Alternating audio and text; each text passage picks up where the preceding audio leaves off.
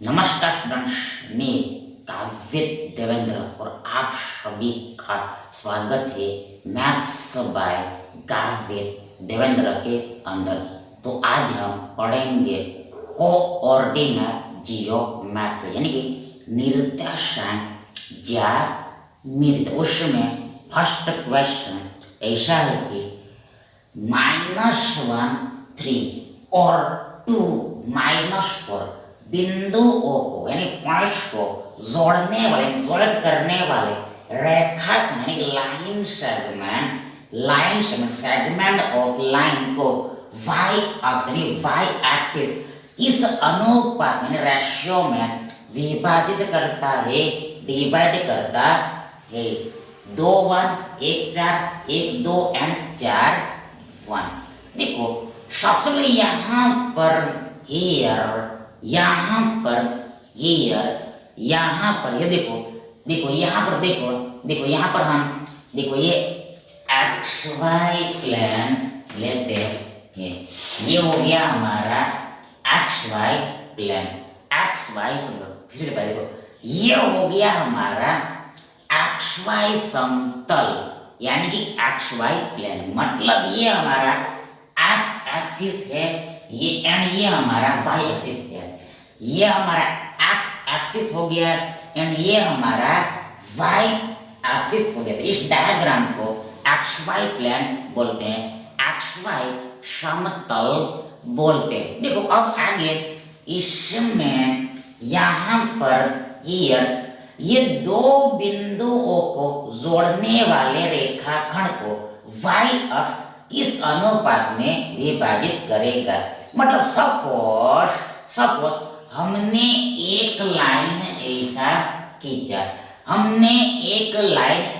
मतलब ये रेखाखंड हमने खींचा, सेगमेंट ऑफ लाइन खींचा, हमने ऐसा एक रेखाखंड खींचा यानी सेगमेंट ऑफ लाइन खींचा जिसमें देखो इस बिंदु का नाम देखो ये -1,3 है और ये दूसरे शोर का नाम, दूसरे अंक का नाम ये 2,-4 है। इसका नाम -1,3, इसका नाम 2,-4 है। तो यहाँ बोल रहा है कि इस रेखाखंड को ये y अक्ष किस अनुपात में विभाजित करेगा, किस अनुपात में विभाजित करेगा। यहाँ पर हमें पूछा है कि ये रेखाखंड को ये y अक्ष किस अनुपात में डिवाइड करेगा, किस रेशियो में डिवाइड करेगा। मतलब ये दूरी कितनी होगी और ये दूरी कितनी होगी ऐसा पूछा है। यहाँ से लेकर यहाँ तक की और यहाँ से लेकर यहाँ तक की दूरी हमें निकालने को बोले। यहाँ पे ये रेशियो हो गया, ये रेशियो हो गया, अनुपात हो गया।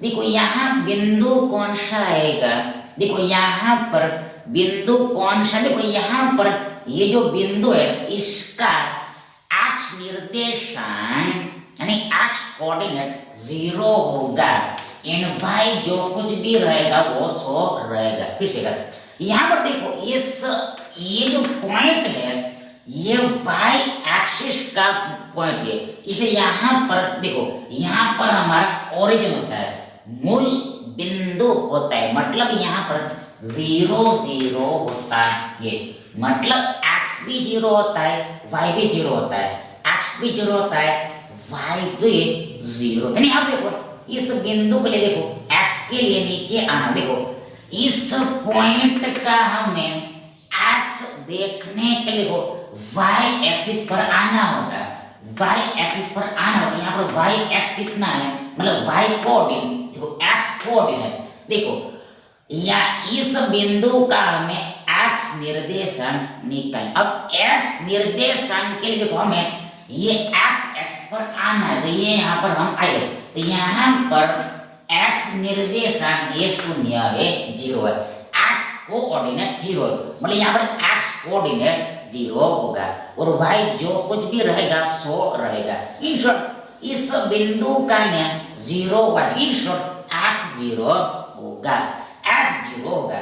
तो इसका मतलब ये हो गया कि हमें पता लगाना है ये 0y बिंदु इस रेखाखंड को किस रेशियो में डिवाइड करेगा वो निकालना है। ठीक है, हमें यहाँ पर डिसाइड करना है कि ये 0y बिंदु ये रेखाखंड को किस अनुपात में डिवाइड करेगा वो निश्चित करना। मतलब देखो इसको हम अब सीधा कर लेते हैं। देखो यहाँ पर ये हो गया हमारा रेखाखंड, ये हो गया हमारा रेखाखंड। देखो यहाँ पर ये बिंदु ये पॉइंट -1 3 है, -1 3 है, और इस बिंदु ये दूसरा बिंदु यहाँ पर 2 -4 है, 2 -4 है। देखो यहाँ पर बीच में कहीं भी हो सकता है, रेशियो हमें पता नहीं है, ये बिंदु कहीं भी हो सकता है। देखो तो हमने मान लिया सपोज यहाँ कहीं पर कौन सा है 0y 0y 0y 0y 0y, तो हमें अब पता लगाना है कि ये रेशियो कितना होगा।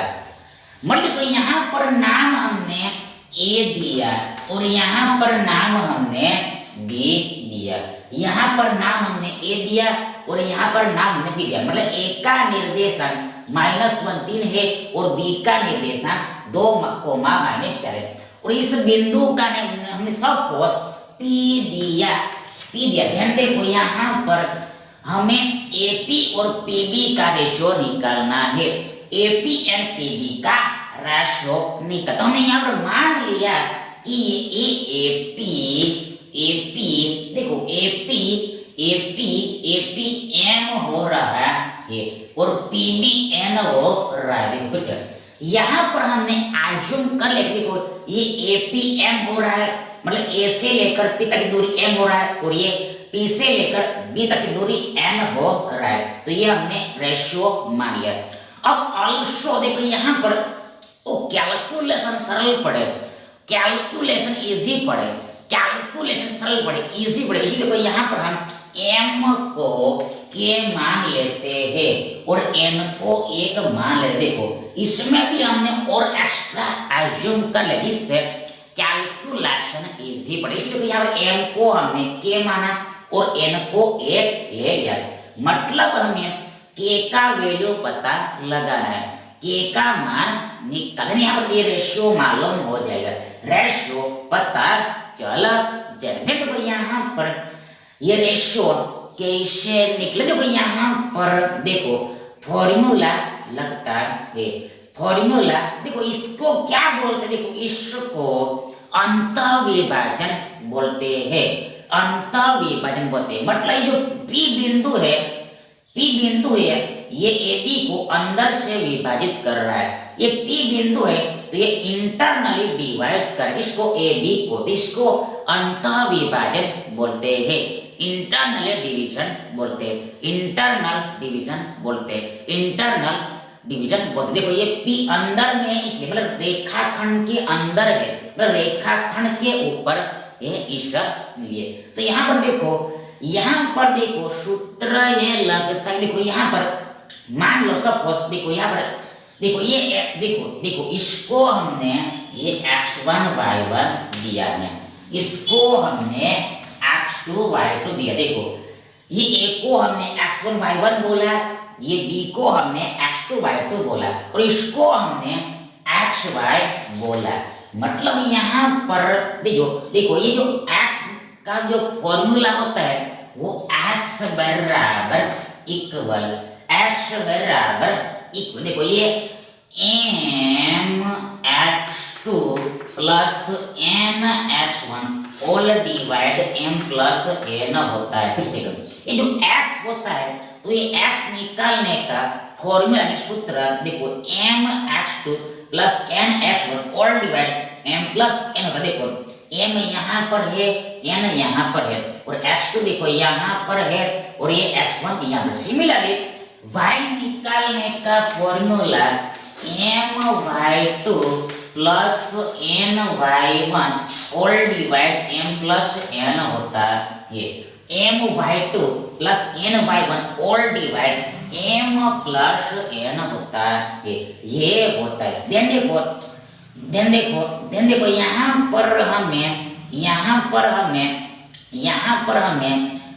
पर हमें उल्टा निकालना है, मतलब हमें रेशो निकालना है, मतलब यहाँ पर हमें x और y नहीं निकालना है, हमें यहाँ पर रेशियो निकालना है, मतलब हमें ये k का वैल्यू कैसे निकले। देखो यहाँ पर अब क्या करना है, देखो अब आगे जो जीरो रहेगा उसको उठा लेना है। देखो जो जीरो रहेगा उसको उठाना, उस फॉर्मूला को लेना होता है। रेशो निकालने के लिए यानी अनुपात निकालने के लिए जो जीरो होगा, इन दोनों में से जो भी जीरो होगा उसको ले लेना, उस फॉर्मूला को पकड़ में ले लेना। मतलब यहाँ देखो x जीरो है, मतलब x वाला फॉर्मूला लेना है, इधर x जीरो तो इस x वाले फॉर्मूले को लेना है। तो देखो यहाँ पर हियर आगे देखो यहाँ पर हियर ये x कितना है, ये x जीरो है, तो बराबर m कितना माना हमने, k माना है, और x देखो ये 2 है 2 है प्लस n कितना है, n हमने एक माना है, और x1 यहाँ पर -1 है, और बट्टा में m प्लस n यानी k प्लस 1 आएगा, तो आगे देखो यहाँ पर क्या है, ये k प्लस 1 इधर आएगा तो जीरो के साथ मल्टीप्लाई होगा, तो ये जीरो ही हो जाएगा, मतलब जीरो के साथ आप किसी का भी गुणा करो आंसर जीरो ही आता, मतलब जीरो बराबर देखो ये 2k -1 होगा, मतलब 1 गुणा 1 और प्लस माइनस होगा, तो ऐसा हमें प्राप्त होगा।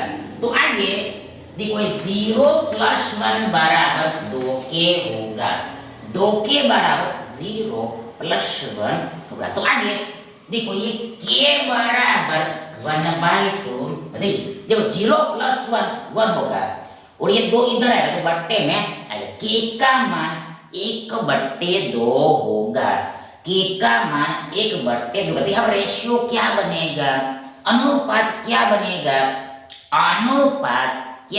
देखो यहाँ पर अनुपात देखो ये हमें m/n निकालना है, मतलब हमें k/1 निकालना है, तो आगे बराबर इक्वल k का मान 1/2 है, रेशियो ये 1 का है, तो बराबर देखो यहाँ पर बट्टा को हमें हटाना होता है। देखो बट्टा में आंसर नहीं है, बट्टे को हमें हटाना होता है, जो डिवाइड में होता है उसको रिमूव करना होता है। कैसे होगा, देखो सिंपल, यदि ये 2 को हमें हटाना हो तो देखो ऊपर में 2 का मल्टीप्लाई करना पड़ेगा। देखो ये बट्टे को हटाना हो मतलब 2 को हटाना हो तो ऊपर में 2 का गुणा करना पड़ेगा, पर ये ऐसे नहीं चलता है, मतलब इधर हमने 2 का किया ऊपर में, तो इधर भी ऊपर में 2 का गुणा करना पड़ेगा, इधर 2 का गुणा किया तो उधर भी 2 का गुणा करना पड़ेगा, तभी बैलेंस रहेगा, अदरवाइज फॉल्स होगा। मतलब आगे यहाँ पर ये 2 चला जाएगा तो इधर बचेगा 1, रेशियो इधर बचेगा 2 1 2, मतलब रेशियो 1-2 का मिले। देखो ये 1-2 का रेशियो होगा, मतलब यदि ए से लेकर पी तक की दूरी 1 होगी तो पी से लेकर बी तक की दूरी 2 होगी, मतलब दोगुनी हो जाएगी, तो टाइम्स हो जाएगी, मतलब ये 2 बिंदुओं को जोड़ने वाले रेखाखंड को y अक्ष, मतलब ये पॉइंट ये बिंदु 1-2 में देखो 1-2 में यानी 1:2 में 1:2 में डिवाइड करेगा, विभाजित करेगा, यानी विकल्प सी हमारा सही विकल्प है। नेक्स्ट देखिए, उस रेखा का यानी उस लाइन का समीकरण यानी इक्वेशन क्या होगा, व्हाट विल बी, जिसकी वो ढलान यानी कि ढाल यानी स्लोप 3/4 है, जो y अक्ष को 5 पर काटती है, y एक्सिस को 5 पर कट करती है, 5 पर कट करती है। 3x + 4y = -20, 3x + 4y = 20, 3x - 4y = -20 and 3x - 4y = 20। देखो सबसे पहले तो यहाँ पर हियर, यहाँ पर हियर, यहाँ पर हियर, यहाँ पर हियर, आपको सीधे सीधे फॉर्मूला याद करके रखना है, डायरेक्ट सूत्र ही याद करके रखना है। मतलब यहाँ पर सूत्र देखो, y बराबर mx + c लगता है, y बराबर mx + c लगता है, y बराबर mx + c लगता है। कब लगता है, जब हमें ढलान दिया हो तब, यानी कि स्लोप दिया हो तब, और दूसरा ये y अक्ष को काटने वाला दिया हो तब, कट करने वाला दिया हो तब। मतलब देखो यहाँ पर ये जो m क्या है, ये जो m है, ये m देखो, ये जो ढाल होता है, ये ढलान होता है यानी स्लोप होता है, उसको m से डिनोट करते हैं, स्मॉल m से इंडिकेट करते हैं। ढलान को यानी स्लोप को, ढाल को स्मॉल m से इंडिकेट करते हैं। यहाँ पर m बराबर हमें 3/4 दिया है, और ये c होता है, c होता है, c होता है, तो देखो ये 5 यहाँ पर, देखो ये c बराबर यहाँ पर 5 है, ये जो 5 है ये यहाँ पर c है, ये जो 5 है ये यहाँ पर c है। मतलब जो लाइन y अक्ष को जहां पर काटेगी, जहां पर काटेगी वो टुकड़ा c कहलाता। देखो देखो देखो देखो देखो देखो देखो, इसको हम ड्रॉ करके दिखा देते। देखो ये हो गया हमारा प्लेन, ये हो गया हमारा प्लेन।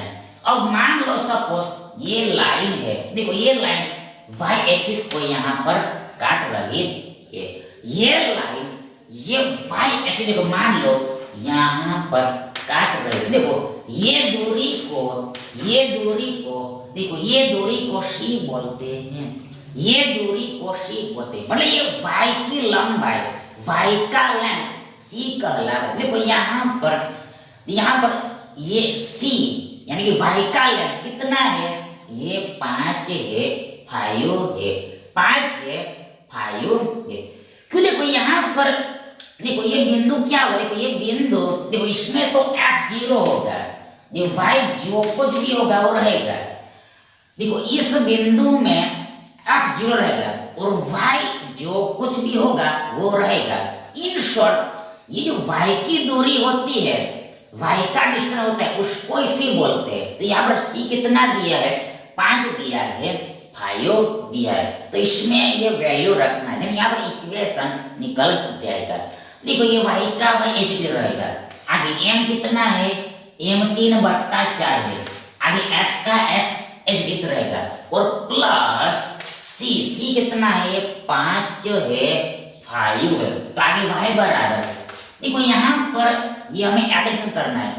देखो यहाँ पर एक दोनों का गुणा होगा, देखो ये 3x का 3x, 4 × 5 = 20 होगा, और पूरे के बट्टे में 4 आएगा। फिर से बार देखो ये 3x का 3x, 5 × 20 और बट्टा में, पूरे के बट्टा में 4 आएगा। ये एडिशन आपको आता ही होगा।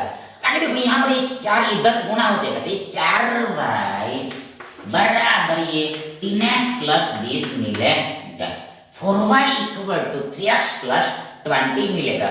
अब देखो ये 20 को आप इधर लाओ और 4y को इधर लाओ, यानी यहाँ पे -20 बराबर 3x - 4y है।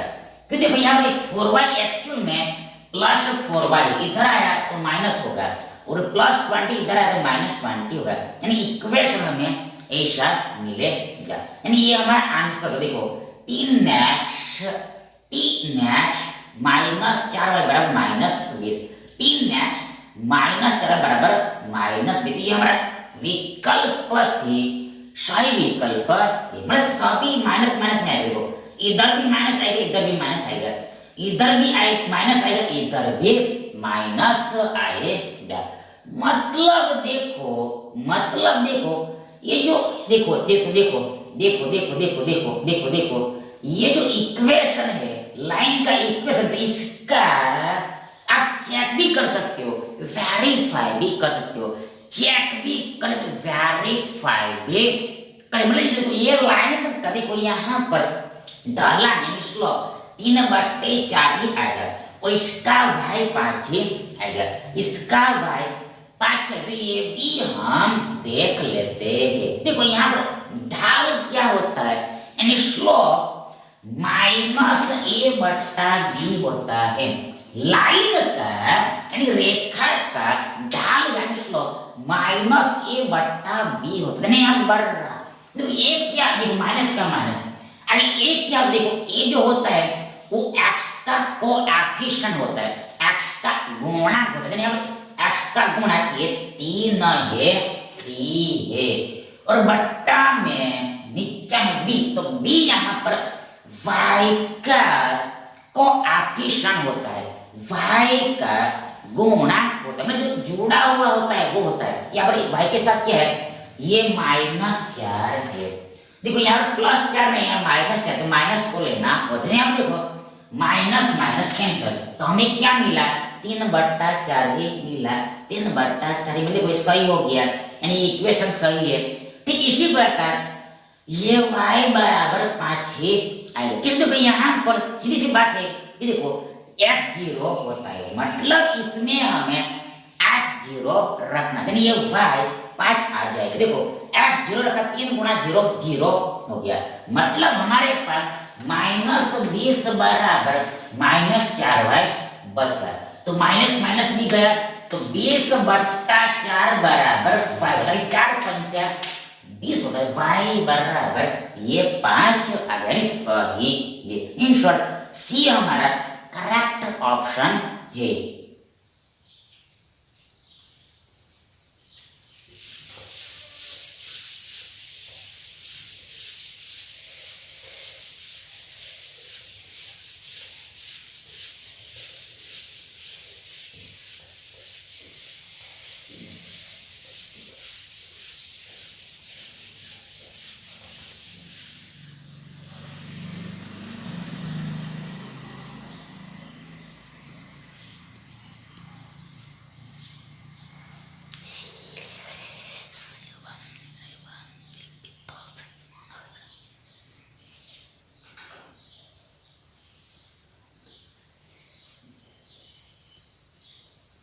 अगला देखिए, दो रेखाओं का यानी 2 लाइंस का ढाल यानी ढलान यानी स्लोप 1/3 और वर्गमूल 3 है। इन दो रेखाओं के बीच का यानी बिटवीन का एंगल क्या होगा, 15, 45, 60, 39।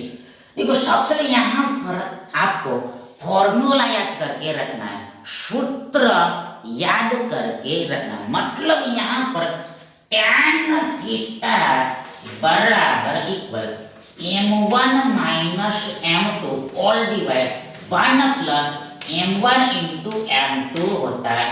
फिर से एक बार यहाँ पर ये फॉर्मूला लगे दो, tan थीटा बराबर मोड के अंदर यानी मॉड्यूलस के अंदर m1 minus m2 all divide 1 plus m1 m2 होता है। 1 प्लस m1 गुणा m2 होता है, m1 m2 का गुणा करना है और ऊपर सब्ट्रैक्शन करना है, यानी डिफरेंस लेना होता है। देखो यहाँ पर पहली बात ये मोड का मतलब ये होता है यदि आंसर इसका नेगेटिव आता है तो भी यहाँ पर प्लस में ही लेना होता है, ये मतलब होता है। फिर से कर, ये मोड का मतलब ये होता है कि यदि ये अंदर वाले यानी इसका सोल्यूशन नेगेटिव में निकला, आंसर नेगेटिव में आया तो भी प्लस में ही लेना है, प्लस में लेना, ऐसा मीनिंग होता है। तो यहाँ पर आगे देखो दूसरी बात m1 m2 क्या, देखो m1 m2 ढाल है, स्लोप है। ढाल को यानी स्लोप को m से डिनोट करते हैं, m से 10। देखो यहाँ पर एक देखो m1 बराबर हम ये 1/√3 लेते हैं और m2 बराबर √3 लेते, तो थीटा निकल, हम यहाँ पर थीटा निकल, हमें यहाँ पर कोण निकालना है, एंगल निकालना है, थीटा निकाले, थीटा निकला ये निकालना है हमें, ये थीटा निकाले, थीटा आउट करना है। देखो यहाँ पर आगे बराबर इक्वल, देखो ये मोड़ का मोड़, देखो देखो मोड़ का मोड़, मोड़ का मोड़, देखो m1 यहाँ पर हमने 1/√3 लिया, माइनस m2 कितना है, m2 यहाँ पर √3 है, बट्टे में 1 प्लस ये दोनों का गुणा, ये दोनों का गुणा, दोनों का गुणा हो गया, सिर्फ हमने वैल्यू रखी ताकि मोड के अंदर देखो यहाँ पर ये 1 माइनस 3 बट्टा √3, देखो ये सब्ट्रैक्शन 1 माइनस 3 बट्टा √3 होगा, मतलब देखो यहाँ पर एक का एक माइनस का माइनस, √3 गुणा √3, √3 गुणा √3 3 हो जाएगा, 3 हो जाएगा, पूरे के बट्टे में ये √3 आ जाएगा, और ये बट्टे में मेन बट्टे में यहाँ पर √3 चला जाएगा क्योंकि बीच में गुणा है, इसलिए ये √3 चला जाएगा क्योंकि बीच में मल्टीप्लाई है, इसलिए तो यहाँ पर 1 + 1 हमारे पास 2 बचेगा, नीचे में 1 + 1 2 बचेगा, आगे बढ़ रहा है मोड के अंदर यानी मॉड्यूलस के अंदर, देखो यहाँ मैग्नीट्यूड के अंदर, मैग्नीट्यूड के अंदर, मैग्नीट्यूड के अंदर कई तरह से बोलते हैं। यहाँ पर देखो ये 1 माइनस 3 माइनस 2 होगा, माइनस 2 होगा, और बट्टा में देखो ये 2 वर्गमूल 3 होगा, देखो ये 2 वर्गमूल 3 का मतलब देखो ये दोनों का मल्टीप्लाई हो जाएगा, ये कैसे होता है ये आपको आता ही होगा, आता है मतलब दोनों का गुणा होता है, देखो देखो देखो देखो ये दोनों का मल्टीप्लाई होता है, मतलब दूसरे शब्दों में कह देखो यहाँ पर ये हमारा मेन बट्टा है, यानी ये पूरा हमारा अंश हो गया और ये हमारा पूरा हर हो गया, देखो जो अंश का हर होता है वो हर के साथ मल्टीप्लाई हो जाता है, न्यूमेरेटर का डिनोमिनेटर के साथ मल्टीप्लाई हो जाता है, ये आपको आता ही होगा। तो यहाँ पर आगे 2 कैंसल हो गया, तो हमारे पास बचा मोड के अंदर -1/√3, एक कहाँ से है देखो ये 2 को हम 2 गुणा 1 ऐसे लिख सकते हैं, 2 गया तो एक तो बच्चा ही होगा। अब हमने पहले बोल दिया कि माइनस में आएगा तो भी प्लस में ही लेना है, मतलब इसका मोड 1/√3 होगा, -1/√3 का मोड 1/√3 का मतलब माइनस हट जाएगा तो ये लास्ट में आएगा, tan थीटा बराबर 1/√3 आएगा, tan थीटा बराबर 1/√3 आएगा।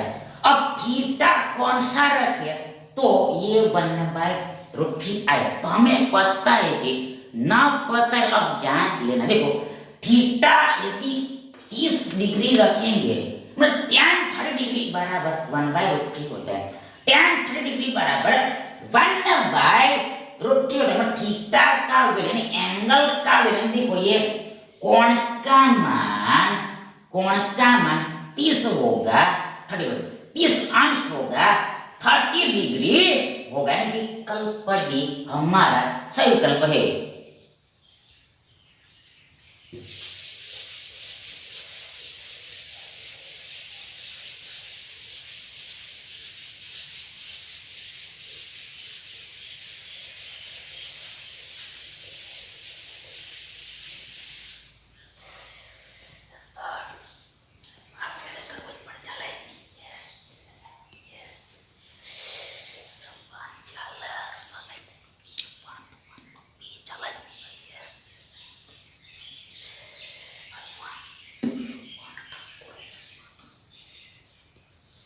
अगला देखिए, अगला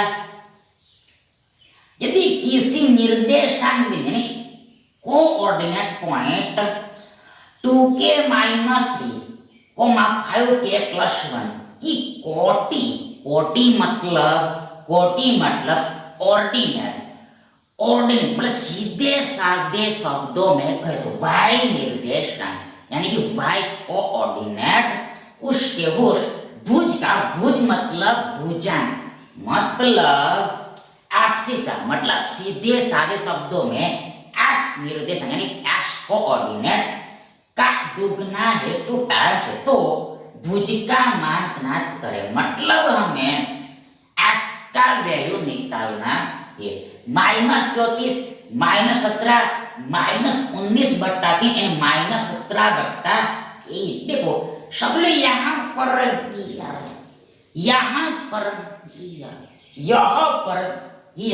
हमें बोला है कि कोई कोटि है ये भुज का 2 गुना है। यहाँ दिया है साथ साथ कोटि जो है तो कोटि भुज का 2 गुना है, 2 टाइम्स है। अब आगे कोटि मतलब y निर्देशांक, यहाँ पर y निर्देशांक ये 5k + 1। दूसरा जो होता है वो y होता है। पहला जो देखो ये ऑर्डर नहीं होता है, क्रम नहीं होता है। पहला x निर्देशांक ही होता है और बाद वाला y निर्देशांक ही होता है। यदि आपने उलट सुलट किया तो गड़बड़ हो जाएगा। यहाँ पर x ये है, y ये है, यहाँ पर कोटि मतलब y, तो ये y कितना है 5k + 1 है, तो ये हमने रख दिया। आगे भुज, तो भुज हमें मतलब यहाँ पर k में दिया है तो हमें एक्चुअल में निकालना है, ऐसा यहाँ पर कह रहा है।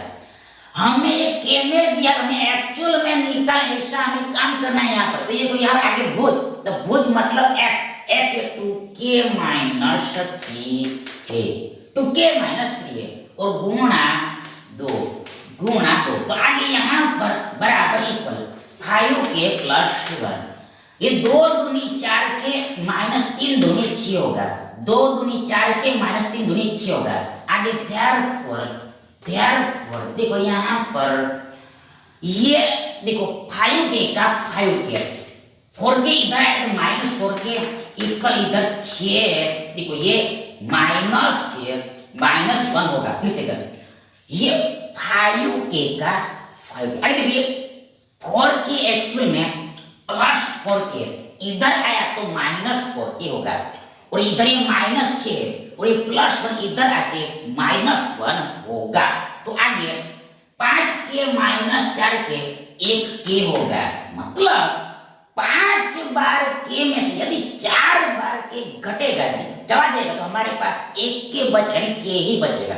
मतलब 1 को लिखो चाहे ना लिखो उससे कोई भी फर्क नहीं पड़ता कि बार -6 -1 -1 तो होगा। पर चिन्ह सेम है तो एडिशन होता है, 6 और 1 7 और चिन्ह माइनस लगेगा, जो सेम चिन्ह होता है वो लग जाता है।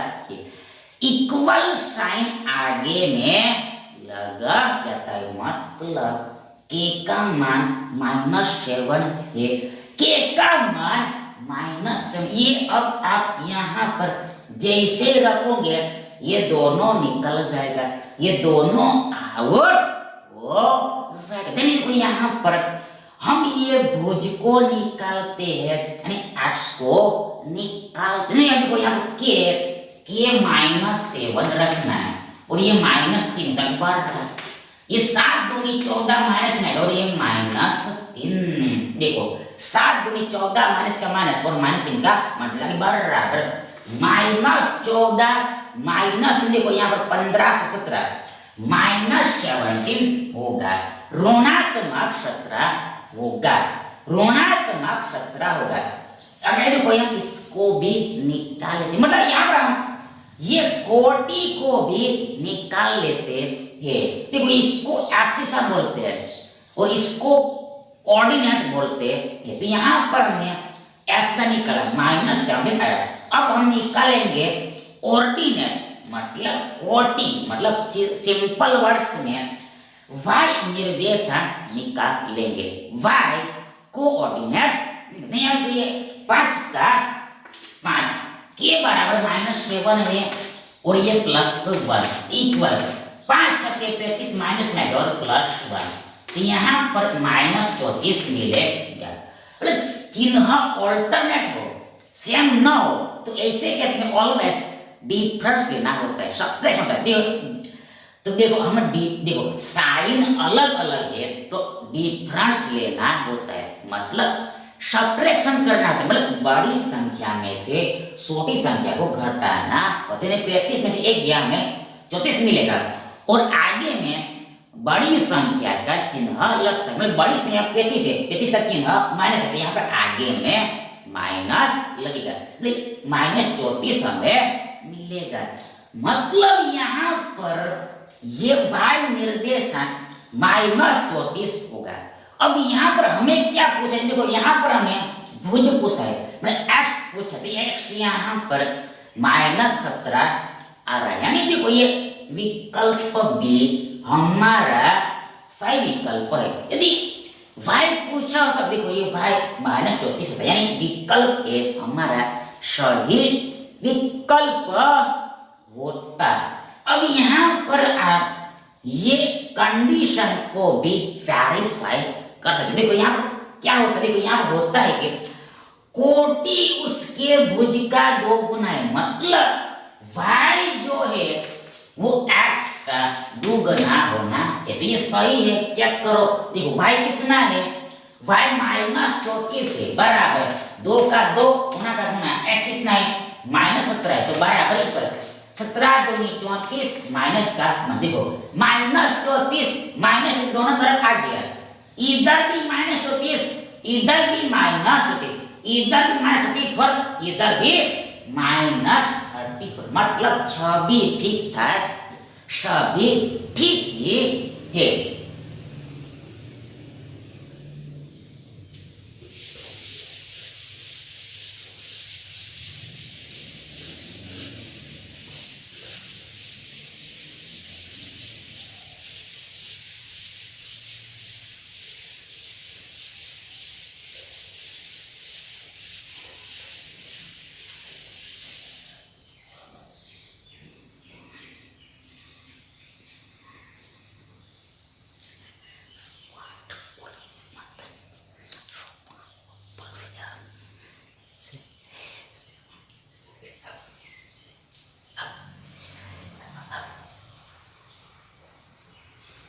अगला देखिए, अगला यदि 2 बिंदुओं 4,8 और k-4 के बीच की दूरी डिस्टेंस 13 इकाई है, 13 यूनिट है, तो k का मान क्या होगा? ये जो यहाँ पर k दिखाई दे रहा है इसका वैल्यू हमें निकालना है और ये ऑप्शन दिया है -1 9 और दोनों ही -1 भी और 9 भी और डी 3। देखो सबसे देखो यहाँ पर हियर देखो देखो देखो देखो यहाँ पर हमने ये एक रेखाखंड लिया, एक लाइन सेगमेंट लिया, तो ये एक बिंदु हो गया, दूसरा ये बिंदु हो गया। इसका नेम हमने देखो ये 4,8 दिया, इसका नेम हमने k-4 दिया। फिर से कर, इसका नेम हमने 4,8 दिया, इसका नेम हमने k,-4 दिया, k,-4 और यहाँ पर 4,8। ये 2 बिंदु हो गया। तो देखो ये दोनों के बीच की दूरी देखो 13 है, ये दोनों बिंदु के बीच की दूरी 13 है। 30 एक बिंदु ये हो गया, दूसरा बिंदु ये हो गया, ये दोनों के बीच की दूरी डिस्टेंस 13 यूनिट है, 13 यूनिट है, ऐसा दिया। देखो यहाँ पर एक्चुअल में क्या होता है, देखो यहाँ पर ये दूरी होती है 2 बिंदु के बीच की, ये निकालने का यानी कि आउट करने का फॉर्मूला सूत्र देखो बराबर इक्वल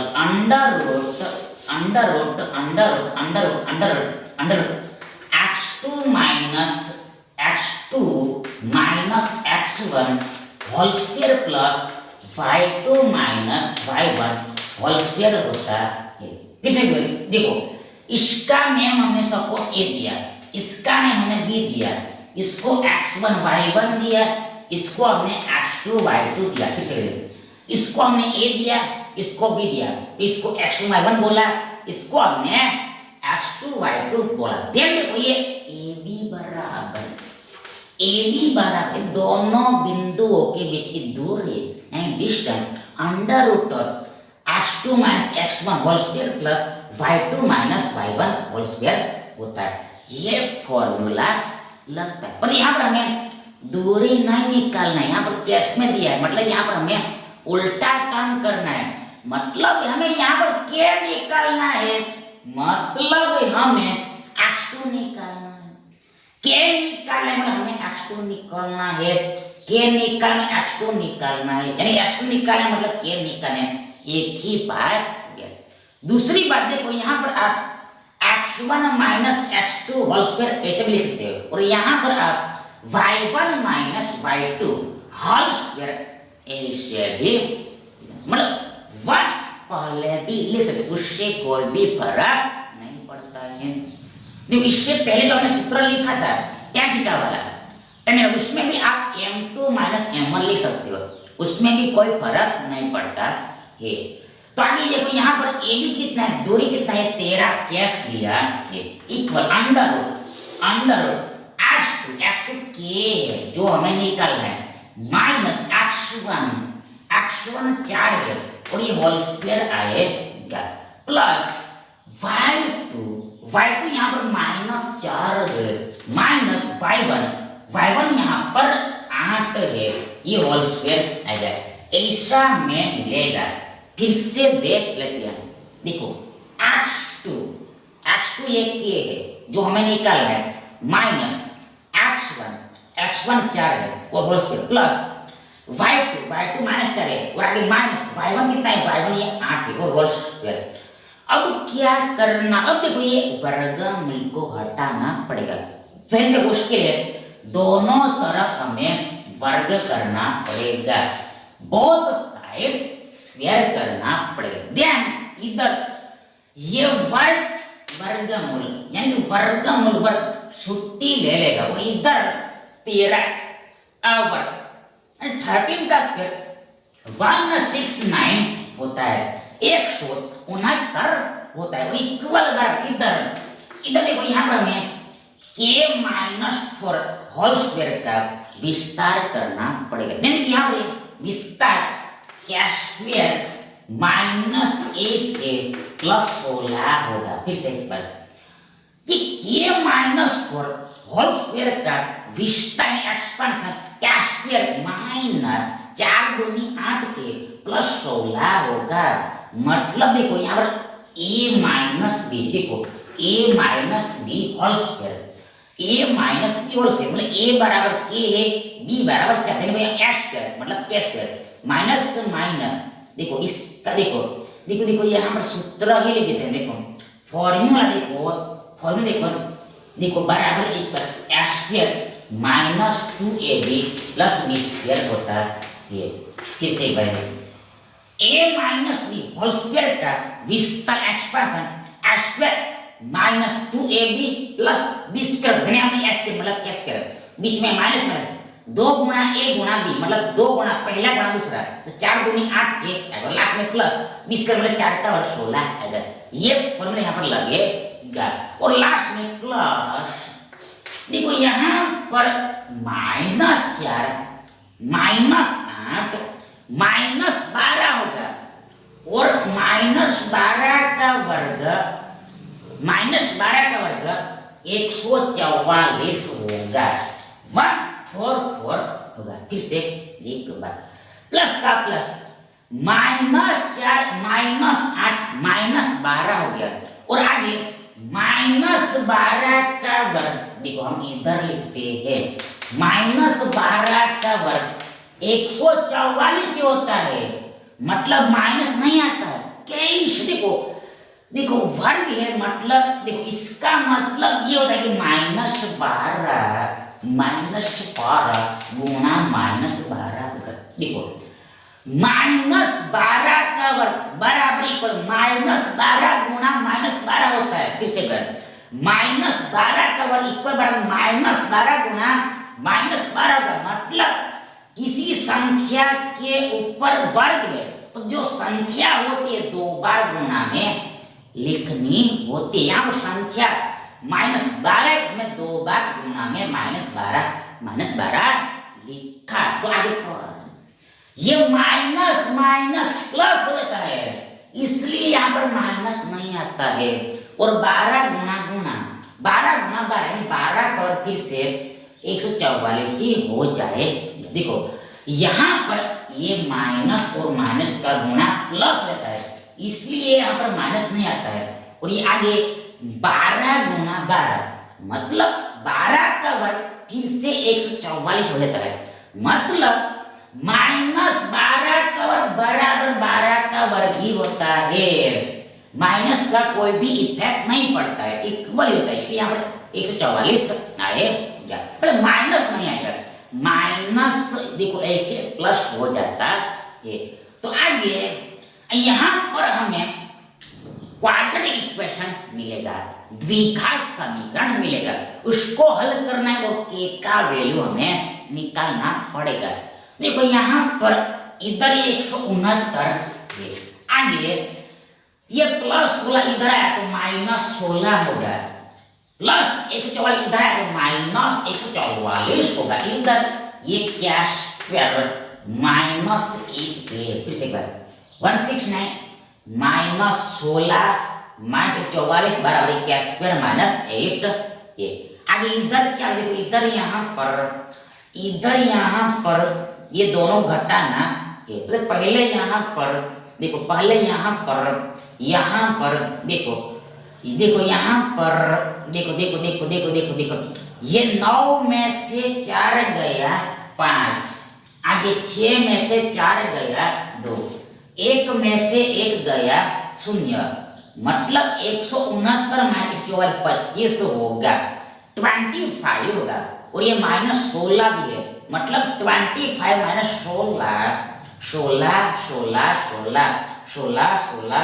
16 9 होगा, 9 होगा, मतलब ये पूरे का सॉल्यूशन हमें 9 मिलेगा, 9 मिलेगा।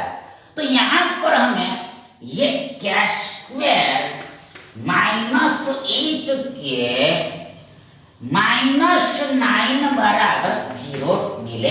देखो हमें क्या क्या देखो ये प्लस, देखो इसका सॉल्यूशन +9 आया, तो हमने क्या किया, ये +9 को हम इधर ले आए, तो इधर ये -9 हो गया, इधर जो +9 है उसको हम इधर लाए तो -9 हो गया, तो इधर हमारे पास 0 बचा। और हमने मनोमन उलट भी दिया, मतलब ये 0 को इधर लिखा और ये पूरे को इधर लिखा, मतलब हमने साइड चेंज कर दिया, इसको हमने उलट कर लिख दिया, जिससे लिखने में सरल पड़े, इजी पड़े। मतलब जो 0 होता है उसको राइट हैंड साइड में ही लिखने पर अच्छा लगता है, जो 0 होता है उसको राइट हैंड साइड में लिखने पर ही अच्छा लगता है। इसलिए मतलब देखो जो लेफ्ट हैंड साइड होता है, मतलब बड़ा होता है, वो इधर होता है। देखो फिर से बात, जो लेफ्ट हैंड साइड होता है, मतलब जिसको हमें कैलकुलेशन करना है वो इधर। देखो हमें जो कैलकुलेशन करना होता है, गिनना होता है, वो हमेशा लेफ्ट हैंड साइड में होता है, मतलब बड़ा लेफ्ट हैंड साइड में ही होता है, इसलिए हमने यहाँ पर उलट दिया। बस इतना सा ही कहना था। तो ऐसा आएगा, मतलब कैस्केड -8 के -9 बराबर हमारे पास 0 है। अब हल करना है, के को निकालना है। तो यहाँ पर ये 9 का हमें 2 गुणनखंड ऐसा तोड़ना है, 2 फैक्टर ऐसे ब्रेक करना है जिससे सब्ट्रैक्शन होके हमें -8 मिले, सब्ट्रैक्शन होके हमें -8 देन ऐसा गुणनखंड हम सोचेंगे, थिंक करेंगे, डीप थिंकिंग करें तो हमें यहाँ पर हियर 9 और 1 मिलेगा, 9 और 1 मिलेगा। कैसे? तो यहाँ पर हमें सब्ट्रैक्शन करना है, इसलिए निश्चित है कि साइन ऑल्टरनेटिव लगेगा।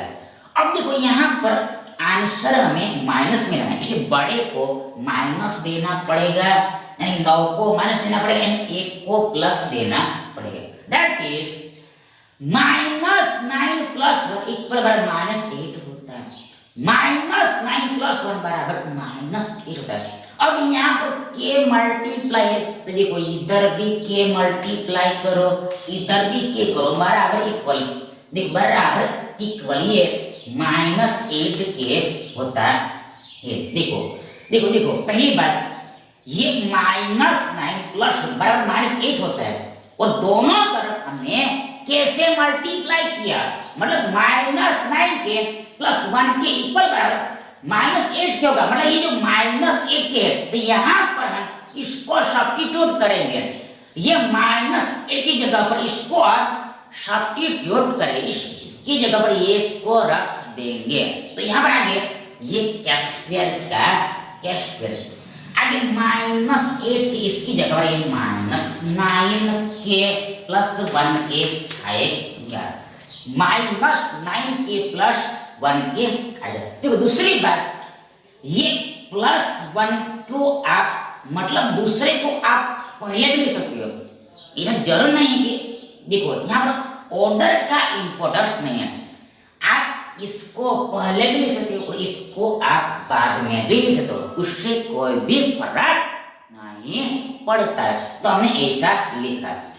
आगे ये -9 बराबर 0 होगा, तो आगे therefore अब यहाँ पर ये हमारे पास दो पद है, ऑल्सो ये भी हमारे पास दो पद, देखो ये एक पद है, ये एक पद, ये दोनों में से कुछ ना कुछ कॉमन निकलेगा।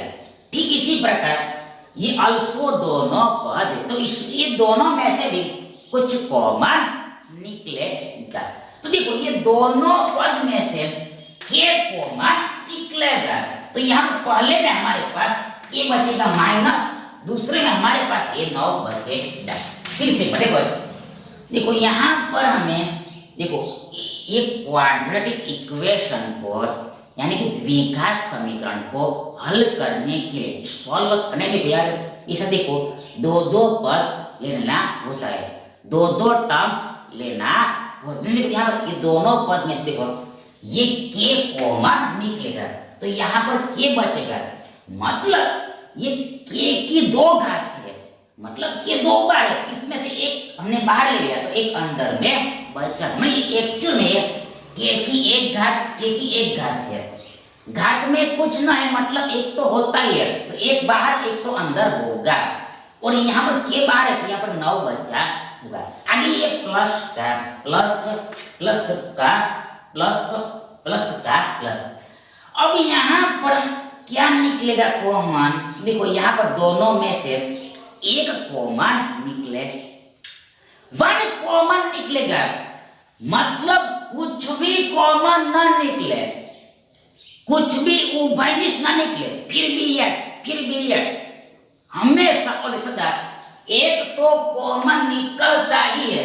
कैसे, देखो ये 9 को हम 9 गुणा 1 ऐसे लिख सकते हैं हम, ये एक बाहर हो गया, तो इधर बच्चा हमारे पास ये माइनस, इधर बच्चा हमारे पास 9, इधर बच्चा के माइनस, इधर बच्चा 9 बराबर ये 0 होगा।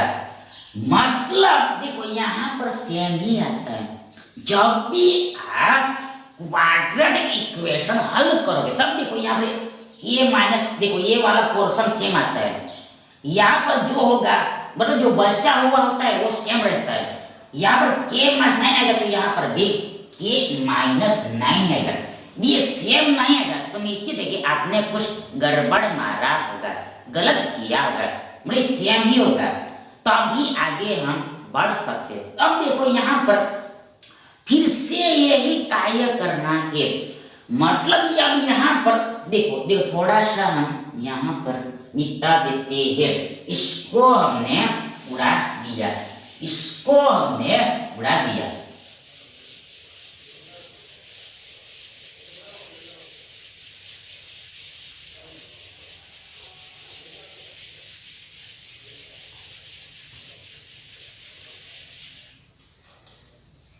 देखो फिर से अब यही कार्य करना है। मतलब देखो यहाँ पर ये एक, देखो ये एक पद है और ये दूसरा पद है।